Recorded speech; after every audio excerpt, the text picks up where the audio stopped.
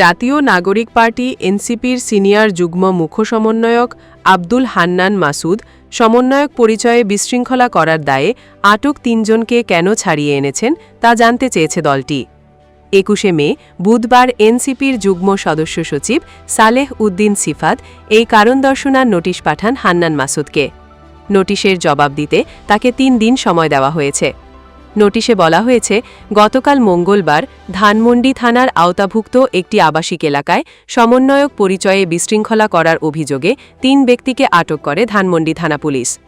উল্লেখ্য, বৈষম্যবিরোধী ছাত্র আন্দোলন কেন্দ্রীয় কমিটি কর্তৃক ওই ৩ জনের অন্যতম বৈষম্যবিরোধী ছাত্র আন্দোলন মোহাম্মদপুর থানার আহ্বায়ক সাইফুল ইসলাম রাব্বিকে নৈতিকতা স্খলনজনিত কারণে অব্যাহতি প্রদান করা হয়।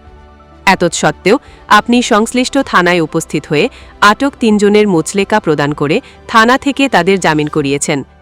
এতে বলা হয়, উক্ত ঘটনার পরিপ্রেক্ষিতে আপনার ব্যাখ্যা এবং আপনার বিরুদ্ধে কেন সাংগঠনিক ব্যবস্থা গ্রহণ করা হবে না তার লিখিত বিবরণ আগামী ৩ দিনের মধ্যে শৃঙ্খলা কমিটির প্রধানের নিকট উপস্থাপন করার জন্য নির্দেশনা দেওয়া হল।